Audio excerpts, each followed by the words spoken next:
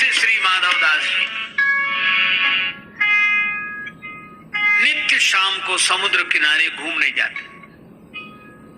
अच्छा, भगवान श्री कृष्ण भी बड़े विलक्षण, उनका सख्य भाव, तो सखा बनकर श्याम सुंदर प्रकट हो जाते और माधवदास जी से बड़ी बातें करते।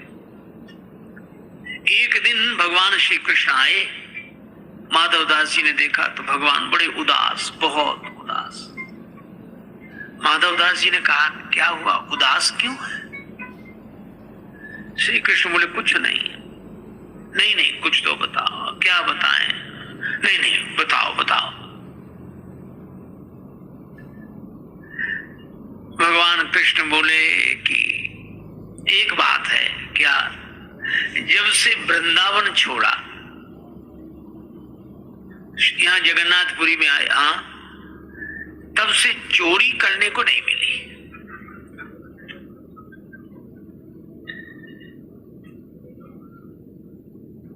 माधवदास जी बोले, अरे बचपन की बातें छोड़ो, अब तो यहाँ। भगवान बोले, सो तो ठीक है, लेकिन जिसकी जो आदत पड़ी हो। बहुत कहा माधवदास जी ने, बोले नहीं, चोरी की तो खैर अब क्या। तो माधवदास जी बोले, इतनी आदत तो कर ही लो।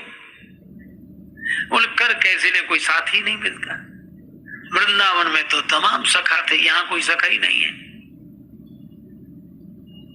एक तुम ही हो। माधवदास जी बोले, महाराज हम, हाँ चलो। माधवदास जी बोले, कहाँ? बोले, चोरी करने चलो। माधवदास जी बोले, महाराज जिंदगी भर भजन करते रहे, हमें कोई चोरी करनी आती है क्या जो चोरी करें? भगवान ने कहा कि तुम मन बनाओ, चोरी करना तो हम सिखा देंगे। अच्छा, हाँ, और चोरी में तो थोड़ी फुर्ती रखनी चाहिए, बस, और क्या। अब भगवान ने समझा, माधवदास मान गए कि चलो तुम्हारे साथ चोरी करेंगे, पर चलना कहां सो बताओ। भगवान ने कहा कि जगन्नाथपुरी का राजा के बगीचे में बड़े सुंदर कटहल के फल लगे और ये भेजते ही नहीं है। माधवदास जी बोले, तो चोरी करने की क्या जरूरत, राजा साहब तो हमारे शिष्य हैं, कल हम जाकर उनसे कहेंगे और आपके लिए कटहल ले आएंगे। भगवान बोले, नहीं ऐसे नहीं, मजा तो चुराने में ही आता है। अच्छा चलो, गए राजा के बाग में। अब माधवदास जी और भगवान कृष्ण। अब भगवान बोले, धीरे धीरे बोलना, ठीक है। अब माधवदास जी को तो कोई अभ्यास था नहीं, जैसे ये कटहल के पेड़ के पास पहुंचे, भगवान बोले, ऊपर चढ़ जाओ, तुम ऊपर से कटहल गिराना, नीचे हम ले लेंगे। अब माधवदास जी जोर से बोलने लगे, कन्हैया किस पेड़ पे चढ़े, इस पे चढ़े कि इस पे?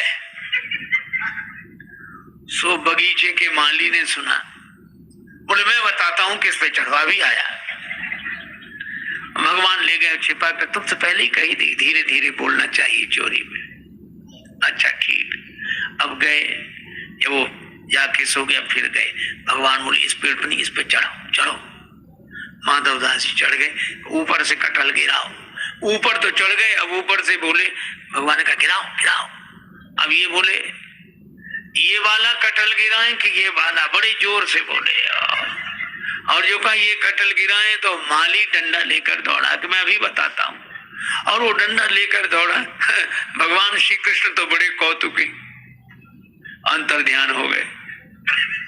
बेचारे माधवदास उतर रहे थे पेड़ पर से, कटहल गिरा दिया था। अब महात्माओं के तो कपड़े और रहन तो कहीं वृक्ष में उलझ जाए, कहीं तो जैसे उतरे पकड़ लिए गए। सो माली ने रात को ही उनको अंधेरे में 2 डंडे लगाए और हाथ बांध दिए, बंधे रहो, सवेरे राजा के पास ले चलूंगा। अब माधवदास इधर उधर देखें तो माली ने कहा, क्या देख रहे हो? बोले, कुछ नहीं। और मन में सोचे कि दूसरे कहाँ गए जो ले आए थे हमें, हमको फंसा दिया, खुद का पता नहीं है। रात भर बंधे रहे। सवेरे माली ने कहा, चलो राजा साहब के पास। सो हाथ बांधे और माधवदास जी को ले जाया। माधवदास जी चलो, रास्ते में राजा साहब मिले। राजा साहब घूमने आ रहे थे, उन्होंने देखा कि हमारे गुरुजी को माली क्यों बांधे, तो छड़ी लेकर माली को मारने दौड़े, इनको क्यों बांधा? तो माधवदास जी बोले इससे कुछ मत कहो। क्यों? बोले जब ऐसे बंधने के काम करेंगे तो बंधेंगे ही, तो आपने क्या किया ऐसा? माधवदास जी बोले चोरी। आपने चोरी? हाँ। कैसे? बोले अब कुसंग में पढ़ के सब करना पड़ता है। अरे भाई किसका कुसंग? बोले ये घर में बताएंगे। राजा साहब घर लेकर गए। माधवदास जी ने स्नान किया, बैठे, राजा साहब बैठे। माधवदास जी ने पूरी कहानी सुनाई। कहो कन्हैया वो बिना चोरी के नहीं रह पाते हैं। वो वृंदावन से यहाँ आ गए, कहते चोरी करने को मिली नहीं, मजा नहीं आ रहा, सखा कोई नहीं, सो कोई नहीं, हम ही मिले। सो हमको कहा कि तुम चलो, और वो माली डंडा लेकर आया, खुद तो उड़ गए, हम पिटते रहे रात भर। और राजा ने सुना, राजा भक्त हृदय, नेत्र सजल हो गए, रोमांचित घात हो गया, और उसने माधवदास जी की बात सुनकर अपना पूरा बगीचा ही श्री जगन्नाथ जी के नाम लिख दिया। और भक्तजन कहते हैं कि आज भी वो बगीचा श्री जगन्नाथ जी के नाम है। तो भगवान